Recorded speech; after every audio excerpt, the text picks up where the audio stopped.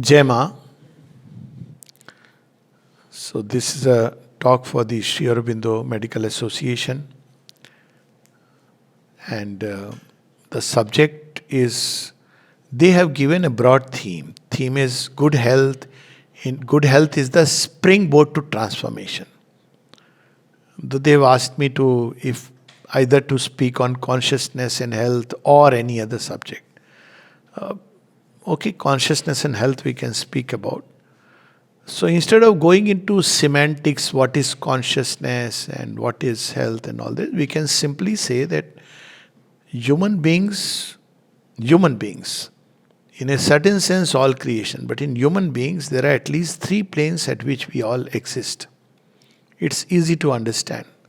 One is the physical, and physical is the body and all that is done through the body, all that happens through the body, action, karma. There is a subtle inner world which everybody has. It's a world of thought, feelings, will, passions, impulses, lot of things. And all of them, this inner world is trying to express itself through the body. So when we read about Devasur Sangram, let me just take a little diversion. That there were human beings who participated with the Devas. It basically means that they were human beings who very consciously, there is a war going on, like today also, every time there is a Devasur Sangram where beautiful, positive, uplifting forces are at work and forces which lead towards degeneration, degradation of society, and the people who justify it. Like woke, completely justifies any kind of thing. So one can see the Devasur Sangram is going on. So there were people, kings and priests who participated in the Devasur Sangram from the point of the Devas. So they allowed beautiful, divine, positive thoughts, energies. They became instrument of that kind of action, conscious instrument of the Devas. And there are others who are instruments of the Asuras, who are expanding the empire of the ego, etc., etc. So there is a lot of thing going on in the inner being of man, inner consciousness of man, which include the world of thought, feelings, will, impulses. Most of the time it is unconscious. That is very unfortunate. So how do we get to know? Even then we don't get to know. When we fall sick. So when we fall sick, we go to a doctor and we are afraid and doctor treats the physical illness. But there is a whole world inside which is important. But unfortunately, neither the person is conscious. Most people, if you ask that do you live by the ego, he says, no, that person lives by the ego. Do you have desires? Not many. A little bit like everybody. I like to eat good food. Huh? That is as if bagis we are blind, absolutely unconscious. So when we fall sick, we understand. Then also we don't understand, because if you go to a doctor will, his business is to treat the illness. And if he gets into all this understanding, patient will not come again. Because basically what are you doing? You are telling the person, look, you are a shareholder or stakeholder in the process of being sick and in the process of recovery. That's too much of a burden. Patient don't want to do introspection, self-reflection and shift them. For them, I fall sick because there is a lady in the house or somewhere. Always there is somebody else to blame. So modern medicine has completely neglected. There is a whole history to it, reductionism, all this, so everybody knows. We are not going into that. So what happens is that we completely miss out on this aspect. Now I speak a little bit in Hindi because this topic is supposed to be a mixed Hindi and English. तो कहने का अर्थ ये कि हम सबके अंदर एक बाहरी दुनिया है जिसमें हम जो दिखता है, जहाँ हम कर्म करते हैं हाथ से, पाँव से, वाणी से, और हम बीमार पड़ते हैं, जिसमें कई सारी चीज़ें हैं, मेडिकल साइंस बताती है। और एक हमारी एक आंतरिक दुनिया है जो विचारों की, भावनाओं की, संकल्प की, जिसके बारे में हमको पता नहीं होता, और दूसरों को उसके बारे में ज़्यादा पता होता है कि हमारे अंदर क्या चल रहा है।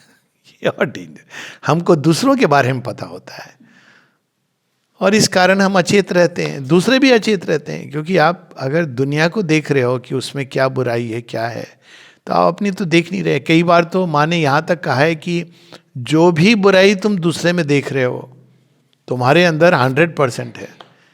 ये बहुत जब पहली बार ये पढ़ा मैंने, तो पढ़ा तो मुझे एक, कहते ना, 440 वोल्ट का झटका लगा था। ऐसा नहीं कि मैं बहुत देखता था, लेकिन देखते सभी हैं, अपने को कुछ समझते हैं। तो मैंने कहा ये क्या बात हुई, तो मैंने ढूंढना शुरू किया कि ये जो कुछ मुझे दिखता है वो मेरे अंदर भी है, सब कुछ है। बुरा जो देखन मैं चला, मुझसे बुरा ना कोई। एक चीज ऐसी नहीं है, श्री अरविंद ने इसको कहा, ये पहला स्टेप है रियलाइजेशन का, कि there is no sin in the world which is not mine. फर्क क्या है फिर? कुछ एक्सप्रेस्ड है, कुछ रिप्रेस्ड है, इतना ही फर्क है। तो साधु बच्चा, ये सब, ये योग में तो ये बखिया उधड़ जाती है।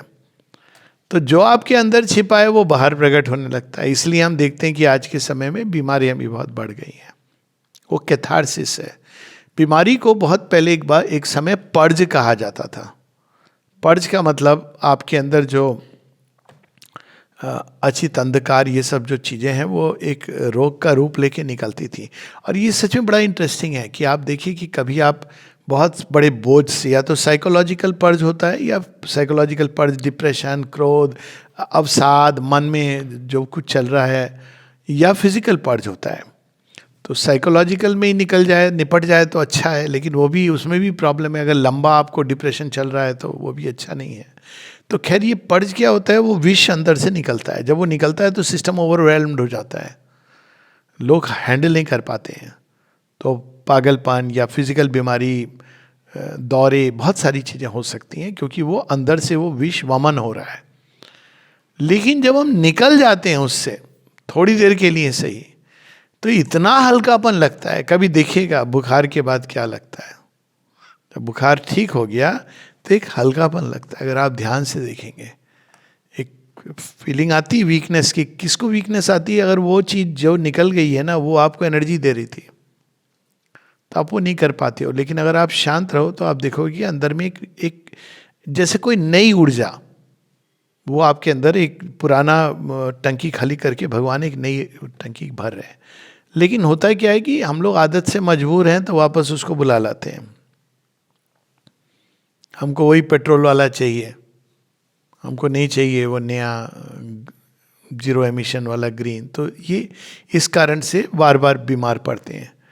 तो कहने का अर्थ ये कि हम अंदर के जगत जो है वो ऐसी ऊर्जाओं को ड्रॉ करता है, हमको पता नहीं चलता। हमको लगता है विचार है, कौन देख रहा है?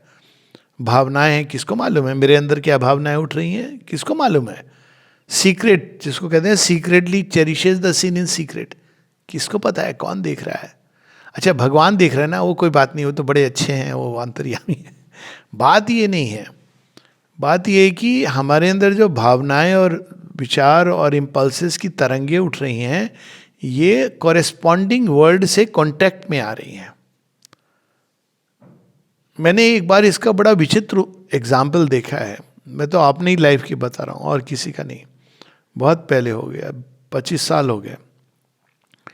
एक टेलीविज़न देख रहा था मैं हमारे मेस में बैठ करके। तो अब कोई पर्टिकुलर सीन या फिल्म चल रही थी, उसने थोड़ा सा मुझे एक अलग ढंग से मूव किया, not a healthy way, I must say. तो जब तक मैं उसको पकड़ूं, मैं उसको संभल रहा हूं, सडनली आई रियलाइज कि उस कमरे में एक कुत्ता आ गया और वो मुझे ऐसे ताक के देख रहा है। और वो इतना भयंकर था उसका वो रूप। एयरफोर्स की मेस में कहाँ से आया आकर के। वो कहते भी हैं कि पशुओं को ना गंध, आपकी भय की गंध होती है, they are drawn towards you. क्रोध की गंध होती है। सेक्सुअल एक्ट की गंध ही नहीं होती है। बहुत सारे डिसइंटीग्रेटिंग वो वायरस लाइक ना, वो छोटी छोटे छोटे वो एलिमेंटल बीइंग्स वो आसपास गैदर हो जाते हैं और चेतना को तोड़ते हैं। अब हमारे अंदर के विचार और भावनाएं ये जुड़े हैं इन जगतों के साथ। हम दुनिया को नहीं दिखाई दे रहा है, लेकिन ये बीइंग्स तो उसको मजा ले रहे हैं। बहुत सारी कहानियां इस तरह की। कई बार आप देखें कि हस्बैंड वाइफ झगड़ा करते हैं, कुछ दिन जब झगड़ा नहीं होता है तो उनको ये भी प्रॉब्लम हो जाती है कि भाई झगड़ा क्यों नहीं हो रहा है, फिर कोई ना कोई कारण बन जाता है। तो वास्तव में ये बीइंग्स जो होते हैं ये टेलीविजन की तरह, अब उनको लगता है भाई इस घर में बड़ा दिन हो गया, यहाँ चल के देखते हैं क्या चक्कर चल रहा है। कुछ नहीं हो रहा है, हस्बैंड वाइफ शांत बैठे हैं। तो ये पीछे से ये चीज़ें आपके अंदर संभावना है वो गुदगुदी करेंगे। अचानक आप कोई चीज ऑब्जर्व करोगे और कुछ बोल पड़ोगे। अब उन्होंने केवल आपको नहीं की है, दूसरे को भी गुदगुदी की है। दूसरा भी रिस्पॉन्स में तुम तो खाली यही देखते हो। शुरू हो गया स्टेज। अब ये बीइंग्स क्या करते हैं, ये खाते हैं हम पर। इन्हीं को कहा गया ना राक्षस। उनको बासी खाना चाहिए, उनको ये खाना चाहिए। ये खाना अगर नहीं मिलेगा तो कुछ समय के बाद चले जाते हैं। उनको ये खाना बड़ा अच्छा लगता है, तो वो जगह जगह जाके ये जैसे कुत्ते रोटी लेते हैं, ये आकर के लेते हैं। अब इसीलिए हमारे यहाँ बहुत सारी एक ऑकल्ट प्रोसेसेस थी इनको दूर रखने की। घर में आप उनको स्मेल का भी इनका एक अपना शास्त्र है। आप घर में अगर अच्छी एक एक अगरबत्ती होती है जो इनको दूर रखती है। It's a science of subtle. आपने देखा होगा एक समय कोरोना के समय वो जो साउंड करने का, तो ये सच है कि कुछ ध्वनियाँ हैं, शंख की ध्वनि फॉर एग्जाम्पल, ये सच है कि ये ऐसे बीइंग्स को दूर रखती है। क्योंकि ये बीइंग्स क्या करते हैं, आपके अंदर भय डालते हैं, क्योंकि ये भी भय से भरे हुए हैं। ये बड़ी विचित्र विडंबना है। अब फॉर एग्जाम्पल ये टेररिस्ट जिनको बोलते हैं, टेरराइज करते हैं आपको, ये खुद भय से भरे हुए होते हैं। दैट्स वाई दे एक्ट, तो they find ways and means to bring fear. इनका सारा ये स्ट्रेटेजी इस पर है। और भयभीत व्यक्ति में इनको बड़ा मजा आता है, बिकॉज वो उस भय को खाते हैं और उससे उनको ऊर्जा मिलती है। This is I subtle truth of life, subtle inner reality. तो वह पूरा एक अंदर का मनोविज्ञान है जो हम नहीं जानते हैं। आप ऐसे व्यक्ति की इसीलिए उसी से निकलता था कि आप कैसी कंपनी रखते हो। गुरु नानक जी ने कहा ना कि काम क्रोध संगति दुर्जन की, तासे अहनिश भागो। आपको लग रहा है कि सिंपैथी, श्री अरविंद ने यहां तक कहा है, जिसको जब पहली बार मैंने ये पत्र पढ़ा था, पढ़ने चाहिए उनके सारे पत्रावली, एवरीबडी मस्ट रीड। पहली बार जब ये पत्र पढ़ा था, one should not get in sympathy with those who have gone wrong and lost their balance. तो आपको लगता है, थोड़ा एक डॉक्टर के नाते मुझे एक क्षण को लगा, क्योंकि एक स्वाभाविक सिंपैथी हो जाती है कि कोई बीमार है, कोई किसी को कोई डिप्रेशन है या कोई प्रॉब्लम, आपको एक सिंपैथी आती है। श्री अरविंद कहते हैं डोंट। मैंने कहा अरे, तो क्या कहते हैं, because you will get caught into it and it will not help the other person. तो आपको क्या करना है, करुणा लानी है। Karuna is from above. आप देख रहे हो कि ये तो कीड़े की तरह उसमें चिपका हुआ रोना रो रहा है अपना। अगर आप उसमें फंस गए, अटक गए, और यही होता है ज़्यादातर घरों में, आप उसमें अटक जाते हो और आप भी उसी लेवल पर ड्रैग्ड हो जाते हो। जबकि आपको उसको करुणा से देखना है कि ये व्यक्ति किस अवस्था में है, क्या कर रहा है ये अपने जीवन के साथ, बाकी चीज़ों के साथ। तो इसलिए ये पूरा एक अंदर का विज्ञान है जो आधुनिक विज्ञान, मेडिकल साइंस टोटली खो चुकी है। और मैं ये भी कहना चाहूँगा कि हम लोग भी, इवन जो श्री अरबिंदो के नाम पर भी हम लोग हेल्थ वगैरह करते हैं, हम भूल गए हैं। अंत में हम क्या करते हैं, guided meditation. It is not about guided meditation, for God sake. ये नहीं है कि भाई गाइडेड मेडिटेशन से हम शांति का आह्वान, अगर आपने उसके जड़ को नहीं निकाला तो गाइडेड मेडिटेशन आपको 2 दिन काम करेगा मैक्सिमम। जड़ से चीज़ों को निकालने के लिए बहुत सिंसेरिटी चाहिए, क्योंकि हमको दूसरे में बुराई दिखती है, अपने अंदर नहीं दिखती है। और ये भी सच है कि एक टिपिकल मेडिकल प्रैक्टिशनर के पास ना तो इतना समय है, ना वो ये रिस्क लेगा, क्योंकि जैसे ही आपने बोला कि भैया आपको अपने ऊपर काम करना है, वो उसको क्या है, वो दूसरे के पास चला जाएगा। मेरे साथ तो ऐसे हुआ है। अब as a doctor that is a correct approach, you have to see inside, लेकिन वो चला जाता है। उसको ऐसा डॉक्टर चाहिए जो बड़ी बड़ी मेडिसिन लिखिए, बहुत बड़े नाम दे और बीमारी को, उसको मजा आता है। भाई जितना बड़ा आदमी उतनी बड़ी बीमारी, छोटी मोटी क्यों होगी हमको? इसमें भी एक ईगो होती है। तो मुख्य चीज ये है कि बीमारी के बाहर जो डिसहार्मनी दिखती है उसके पीछे आंतरिक कारण है। चेतना बहुत बड़ा शब्द है, हम इसको केवल ये लें कि हम चेतना की गति से हम उसको समझ सकते हैं, चेतना इसके भी पीछे है। But let us not enter into consciousness. हम कितना कहें कि मन की का जो जगत है, भावनाओं का जो जगत है, विचारों का जो जगत है, संकल्प का, कामनाओं का जो जगत है, ये सब हमारे शरीर पे इम्पैक्ट करते हैं और हमारी मानसिक स्वास्थ्य पर भी इम्पैक्ट करते हैं। जैसे मानसिक स्वास्थ्य के बारे में बड़ा इंटरेस्टिंग है। इसको भी जब मैंने पढ़ा था मैं ढूंढने लगा, मैंने कहा ये कैसे ऑपरेट करता है। माँ कहती हैं कि most of the time it is vanity. मैंने कहा अरे पागल हो गया, इसको वैनिटी क्या है? मैंने बड़ी इंटरेस्टिंग ऑब्जर्वेशन की है, मैं शेयर कर रहा हूं। वैनिटी का इससे कोई लेना देना नहीं कि आपके पास क्या है। ऐसे लोग हैं जिनके जीवन में बहुत कम है कुछ, उनकी ना कोई खास कैपेसिटी है, अनयूजुअल। ये बात एक बार मैं आपको पर्सनल लेवल पर ये बता रहा हूँ कि एक बार मनोज दास के साथ ये शेयर हुआ था। उन्होंने भी ये बात कही कि I have seen people who have very little inside them, they are full of vanity. मैंने कहा ये मेरा भी ऑब्जर्वेशन है। वो अपने को पता नहीं क्या समझते हैं कि मैं कुछ हूं। ये बड़ी विचित्र विडंबना है, क्योंकि सच्चा ज्ञान आपको विनम्र करता है, आपको पता चलता है। क्योंकि ज्ञान आएगा नहीं जब तक अभी पापड़ बेलेंगे नहीं। बिना विनम्रता के ज्ञान आएगा नहीं। जब आपको ज्ञान आता है तब तक विनम्रता सेटल हो जाती है, क्योंकि आप देखते हो ये आनंद है भैया, कोई नहीं कह सकता कि मुझे आता है। लेकिन जिनके पास जितना कम ज्ञान उतना बड़ा दर्प, मिथ्याभिमान, वैनिटी का यही वर्ड है। और वो मिथ्या अभिमान कहाँ तक जा सकता है? इसका हो सकता है कि मुझे स्क्रिप्चर्स आते हैं, और वहाँ पतन प्रारंभ होता है। और वहाँ मैं विशेष हूँ, मैं श्रेष्ठ हूँ, दूसरा व्यक्ति क्या है। ये जो शक्तियाँ हैं ना जो पीछे, ये बड़ी भयानक होती हैं। वो आपको ढक देती हैं। इसी को कहा गया अज्ञान का पर्दा। बड़ा इंटरेस्टिंग वर्ड है। हम लोग कहते हैं अज्ञान का पर्दा। इग्नोरेंस क्या है? अपने आप में उसकी वास्तविकता थोड़ी है कोई, वो ज्ञान पर एक पर्दा डाल देती है। इसको माने जगह जगह बताया। और उस व्यक्ति को अगर आप कुछ भी बोलोगे वो हॉस्टाइल हो जाएगा। क्यों हो जाएगा? क्योंकि आप वो पर्दा हटा रहे हो। वो पर्दा डालने वाला उसको नहीं हटाने देगा। पर्दा जो हट गया भेद खुल जाएगा। जिसका भी अंदर में पर्दा हटा है थोड़ा भी, उसकी पहचान ही है विनम्रता होगी, शांति होगी। उसको पता है कि ये जो सामने मेरे पीछे है, प्रहलाद को देखिए कि भाई इनके सामने मैं कुछ नहीं हूं।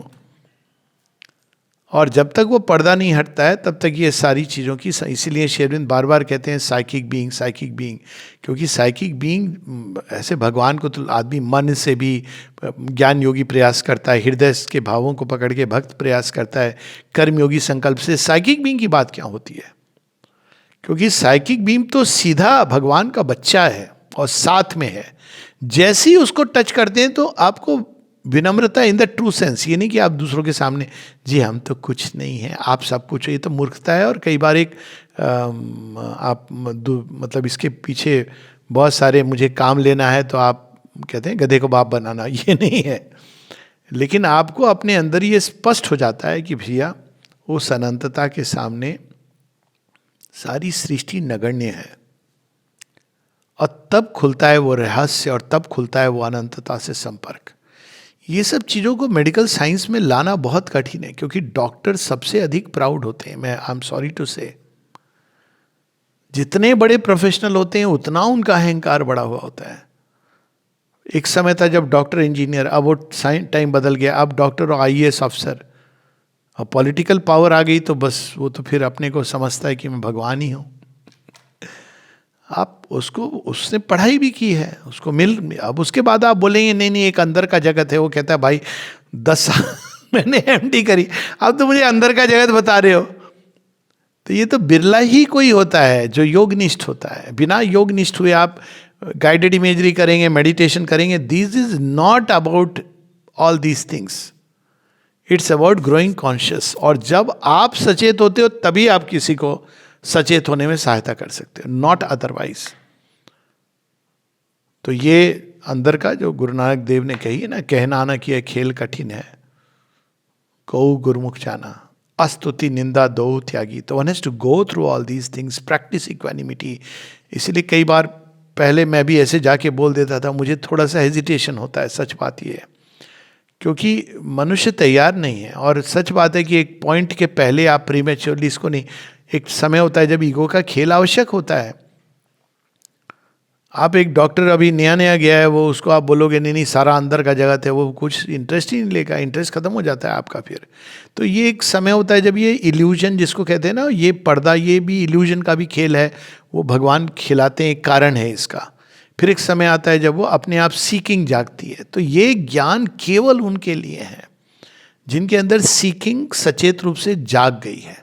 आप इसको पकड़ करके मेडिकल साइंस में या किसी साइंस में नहीं ज़बरदस्ती ला सकते हो, क्योंकि वो कई बार वो भी प्रॉब्लम क्रिएट कर देती है। वही जो है ना, हम फ्लैटन करना चाहते हैं हर चीज़ को, क्योंकि हर चीज़ का अपना एक नियम है, एक प्रोसेस है। लेकिन अगर पूछेंगे तो बाहरी कर्म के पीछे एक अंतर का जगत है। अगर हम उसके प्रति सचेत हो जाएं कि हमारे अंदर कौन से विचार, कई बार हम कई लोगों से मिलता हूँ, बोलते हैं हमारे अंदर तो कोई ऐसे नेगेटिव चीज़ नहीं है, हम तो बस थोड़ा बहुत, ये तो सबसे बड़ा अंधकार है। बात नेगेटिव पॉजिटिव की है ही नहीं। आपको जो नॉर्मल नेचुरल लग रहा है वो स्पिरिचुअल पॉइंट ऑफ व्यू से नॉर्मल नेचुरल नहीं है। It may be all right for human life, पर आप वल्नरेबल हो, मतलब आपको कभी भी ये शक्तियां एक प्लेथिंग के रूप में यूज कर सकती है। लाइन बड़ी थिन है, भगवान प्रोटेक्शन देते हैं, इसमें कोई दो राय नहीं है, लेकिन कब वो ट्रिप ओवर होगा इसका कुछ पता नहीं होता। आप लोग हैं सोचते हैं हम जाके रोज पूजा कर रहे हैं, थोड़ी देर ध्यान कर रहे हैं तो वी आर, ये रिलीजियस अप्रोच है, you may do it even with Shri Aurobindo.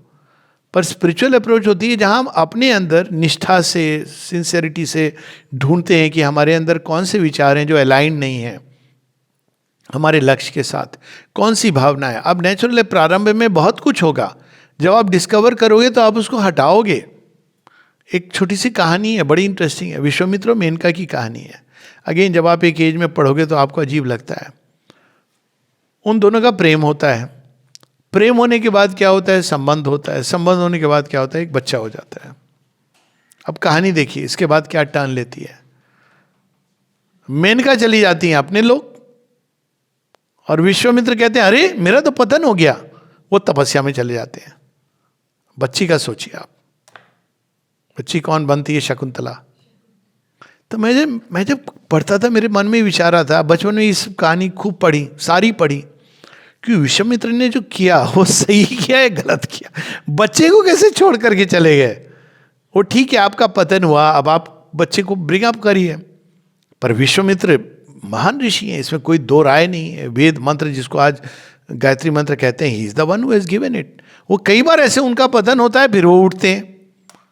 तो वो क्या करते हैं, उन्होंने उस कोर को पकड़ लिया कि मेरा यहां पर वीक स्पॉट है, इसको ओवरकम करना है। What A one pointed man, ये मानना पड़ेगा कि ही इज वन पॉइंटेड, और because he is one pointed भगवान टेक्स केयर। अब शकुंतला साम्राज्ञी बनती हैं, ये एक अलग चीज है कि जब आप भगवान की ओर मुड़ते हो सच्ची निष्ठा से, तो भगवान आपके जो इमीडिएट चीजें हैं उनका ध्यान रखते हैं, कभी कभी पूरे परिवार का ध्यान रखते हैं जब आप मुड़ते हो, क्योंकि वो देखते हैं कि इसने ये त्याग किया है।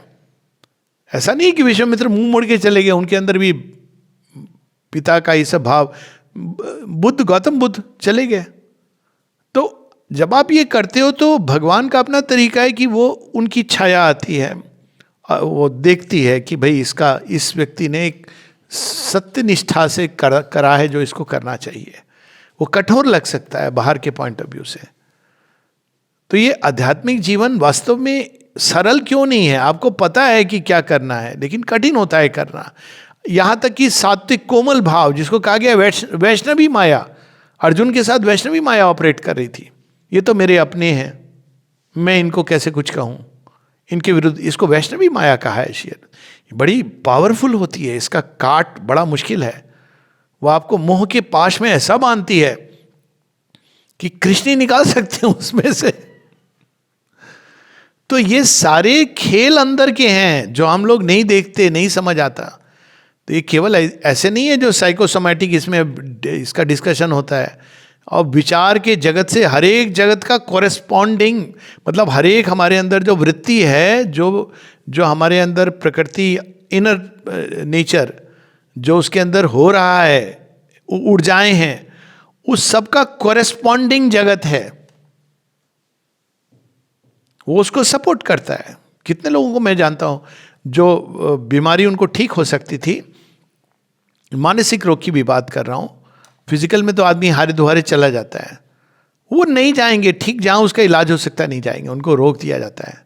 मुझे कहानी याद है, इनकी दादा की कहानी है कि कोई व्यक्ति था यहाँ पे, बहुत वेल नोन है, अब ऑब्वियसली नाम वाम तो नहीं लेना चाहिए, तो अब बहुत he was very good in studies, very good in everything.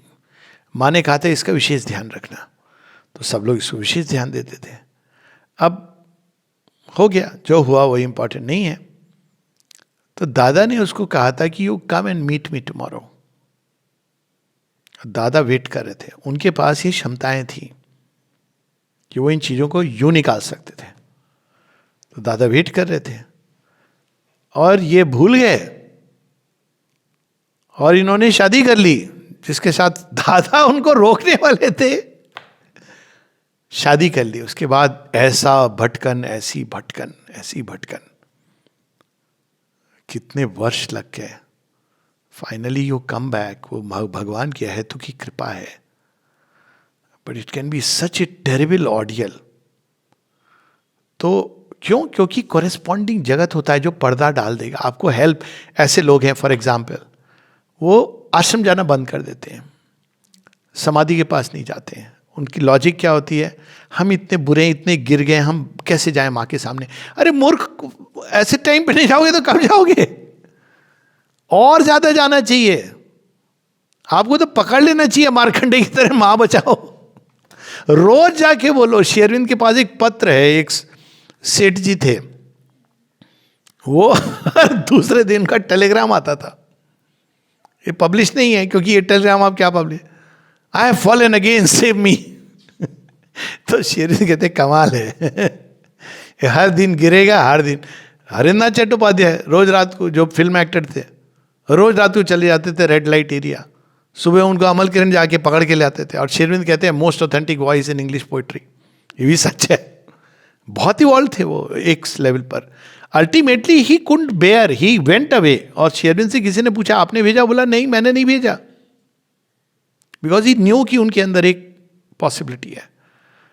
तो ये जो है ना हमारे अंदर, ये हम बाहर से जो चीज़ों को देखते हैं, जज करते हैं, और उसके अंदर हम सोचते हैं कि इस योग साधना मतलब थोड़े मैंने थॉट्स भगवान की ओर अलाइंड हो गए, थोड़ा मेडिटेशन कर लिया। This yoga is far more deeper, और हर एक लेवल पर एक पूरा जगत जुड़ा हुआ है। वो जगत सपोर्ट करता है आपकी वृत्ति को। आप छोड़ेंगे एक बार, वो 10 बार आपको कंपेल करेगा। ये लंबा खेल है। और इसीलिए शेरविंद ने कहा है ऊपर से क्या है इस योग में, यू आर ए रिप्रेजेंटेटिव। तो एक वृत्ति जो आपके अंदर है, वो आप अकेले का काम नहीं कर रहे हो। आप, शेरविंद कहते हैं इस योग में एक व्यक्ति हजारों लोगों का काम करता है। एक यहाँ पे थे व्यक्ति, वो शराब पीते थे बहुत। तो किसी ने पूछा माँ आपने इसको क्यों रखा है? माँ ने कहा इसने अपनी, इसकी सोल ने ये बीड़ा उठाया हुआ है कि मैं अल्कोहल की प्रॉब्लम को सॉल्व करूँगा। शराब पीता था और प्रे करता था, और माँ उसके अंदर धीरे धीरे अल्टीमेटली, मुझे पता नहीं है कि उसका शराब छूटी कि नहीं छूटी, लेकिन ये फैक्ट है। तो ये एक खेल जो है, ये बहुत ही एक सूक्ष्म भूमि पर होता है। अगर हम अपने आप को अंदर में इन चीज़ों को ऑब्जर्व करें, सिंसेरिटी की वर्ड है, उसका पहला स्टेप है दूसरों को देखना बंद करें।